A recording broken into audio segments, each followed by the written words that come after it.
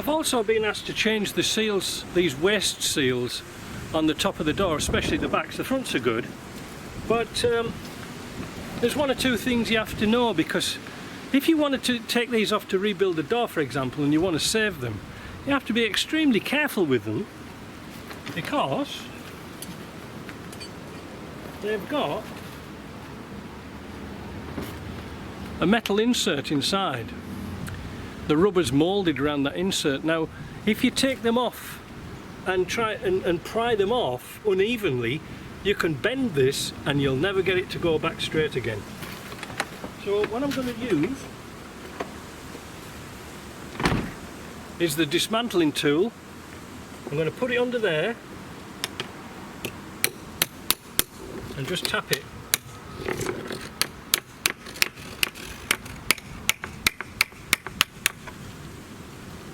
See if it'll come off.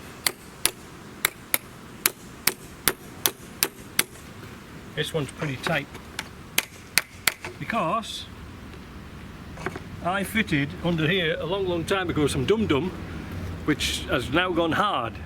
So it's done its job, but it's the dum-dum that we get today, that plastic, that putty, it isn't the same stuff as the old stuff. It's not very good at all. So I'm going to try and use the tool and break it off. You can see it's gone brittle. Oh, that might come off.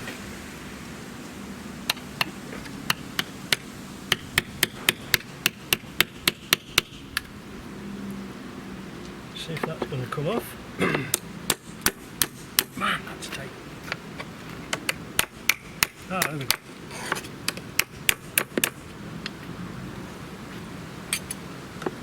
It's tight in this back corner for some reason.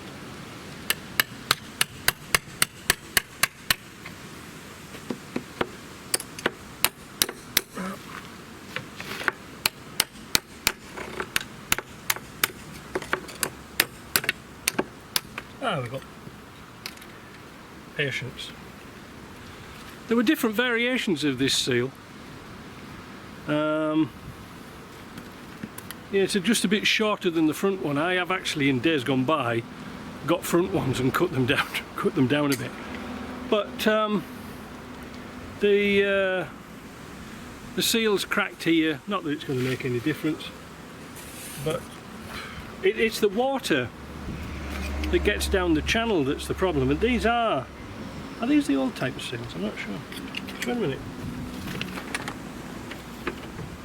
Ah, that's right. These are the old type of seal. You see there, like this piece here is not separate, but it's completely different to this one. This one's like moulded on. You see the difference? These are rubbish, these ones here. They were alright when they were new, but now they've been exposed to sunlight since 1984. Well, that's kind of a long time, so they all go dry. Kaput.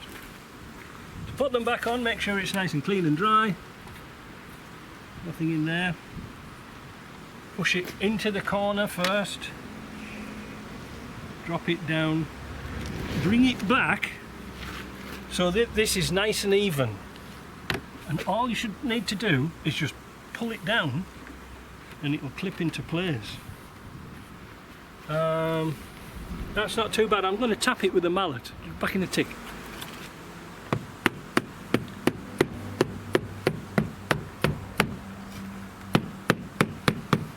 There we go. That's nice. The pop rivet here is always a pain in the backside, but this is nice and even around here, tight at the ends, job done. Are they worth doing? Well, how can I explain this? Because it's most frustrating. Let's see if we can zoom into this corner here.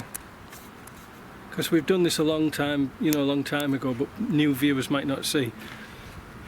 Rain coming down the window here hits this seal, which is nice and tight now, but because this is almost like a trough, water goes down inside, and that's why these corners always rust out. Is the water gets down here, so I'm going to fill those back up with a bit of dum-dum. Back in a minute. The stuff I'm using is this stuff here. It's 3M strip cork. Now I call it dum-dum because that's what it used to be made of years ago, and I think the European Union just said you can't use that because it gives penguins cancer or something. Anyway, it comes in strips. I roll it into a ball like this. It is called different names. I think this is 3M strip cork. In other parts of the world it's Proform strip cork. But again, the old dum-dum in the yellow cans, it doesn't exist anymore. So get it warm by rolling it in your hand, and if you're really, you know, cold, use a hot air gun just to warm it up a bit, and then force it into that corner. And I mean really force it in.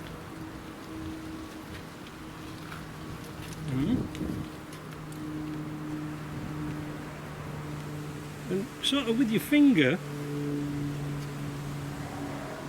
you can make a little channel for that to go into, see? Do you see that? I know I keep covering it, I can't look at the bloody camera on this at the same time, but perhaps you can see there. Get your finger wet, rub it over the top, smooth it out, job's good one. Do that at all four corners, and that will stop the rain. I'm going to finish this and then we'll do the other side door sill. If you can remember when we were looking at this truck when it first came in, there was a leak in the footwells. Nothing unusual there, but where was it coming from? Well, we decided that the bracket that holds the windscreen to the bulkhead, it was coming through one of the top bolts. So what I'm going to do, something really foolish, I'm going to take the bracket off. I'm going to replace the gaskets. Now this isn't easy, it's not easy to film either. So it's just basically on the 300 TDIs, TD5s and things like this, just 3 bolts that hold down there. There's a flat plate on it. The problem is, I don't want the roof to go boing and the windscreen frame to boing out, and then the bolts are a bugger to get back in again. We shall see. So I'll put the camera at the front and you'll see what I'm doing. So it's this thing here I'm going to take off. These have been replaced once before with some billet made ones. But I saw the water was coming through the bolt holes, and I noticed at the very top there might be a compromised gasket in there, so I would ideally like to do one at a time, but we'll see. Again, wires absolutely everywhere.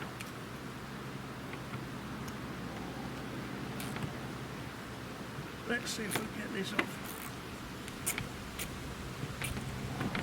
They're only like 10mm heads or nothing. But I think I'm going to have to take it off completely, which is something I didn't really want to do.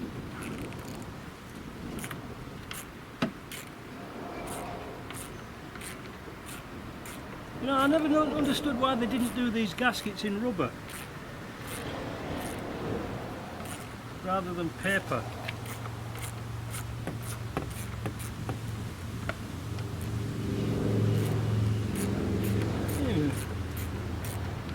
So far so good.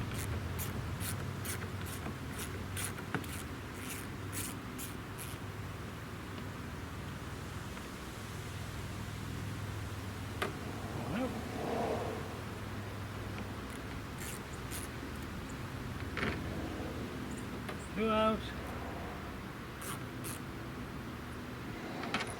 3 out. Yeah, this is the top bolt. You can see it's got all rusty around there. So let's see what this is like when we take it off. Oh. Yeah, look, you see I was right. It's not often I'm wrong. You see the gasket's broken here. That's very unusual. I've never seen that before.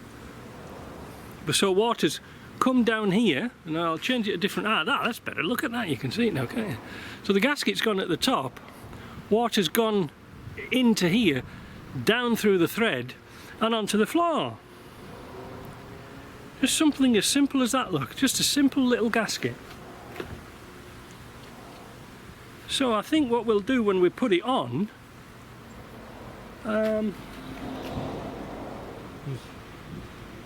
it's not too good in there.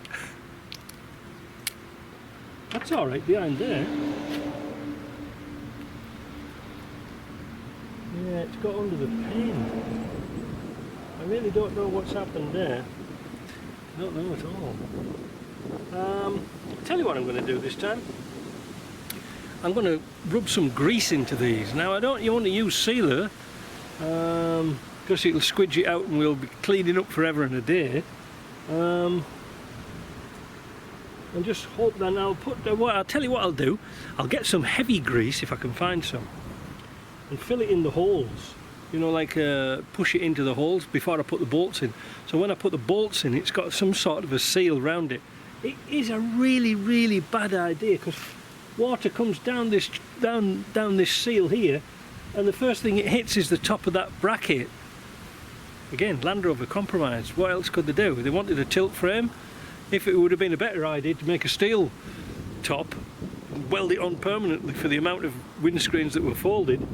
But anyway, because they're all the same, this is what we're stuck with. So I think some heavy grease will do this job. I've got some grease that I use for universal joints. I don't know why it's blue, but it will do. What I'm going to do also, I'm going to fill that cavity like the Scottish dentist filled my cavity. I'm going to fill that cavity up so it's going to try and eliminate stuff, water getting in. It's not a good idea. I don't know when they did it, why they did it a billet like that and they just couldn't, you know, these are the later type hinges, brackets, why they just couldn't make it all flush instead of going all fancy with a thin lip there. What was the point? Doesn't do anything, does it? Obviously people who make these haven't got Land Rovers.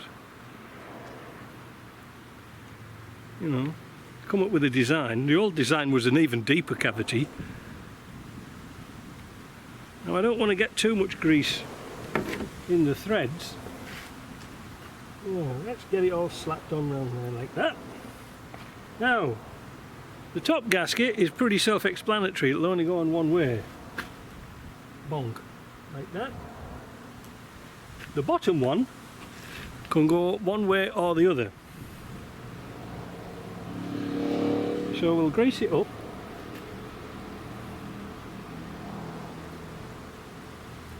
The grease will make the gasket softer as well. Now, where's the hole? So that goes on.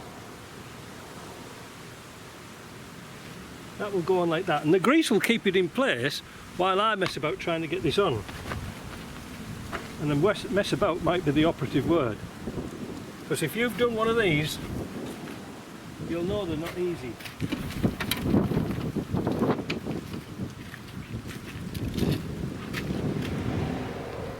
Especially if you put a new foam rubber on at the bottom. What a nightmare they are.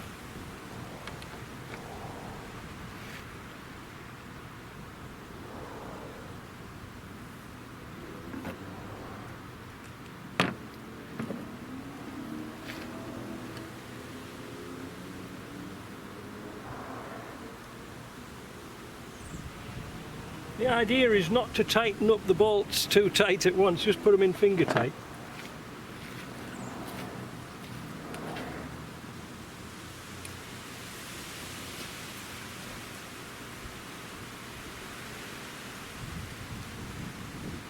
There we go. That was easy. Now anybody who's been building Land Rovers up knows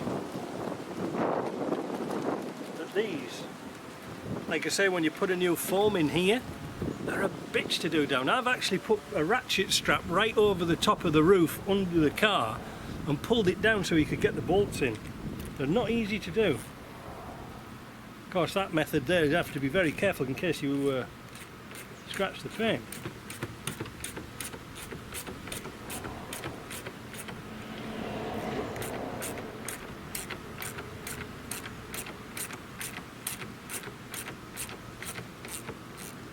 There we go.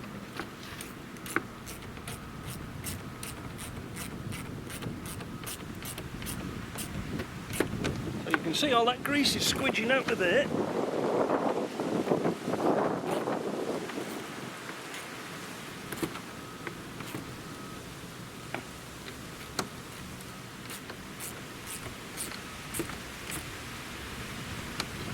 Now,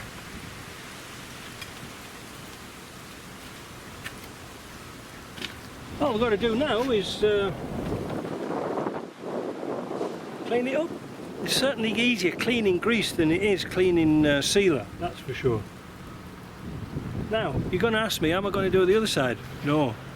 Why? Because I haven't got no more gaskets. Never mind. Let's clean it up and we'll button this job up. And it's, even though it's a nice hot sunny day today for the, what is it now, the 23rd of October, it's bound to rain shortly, so we'll come back and check this. Or if not, I'll write a report and tell you about it next time. See you in a bit.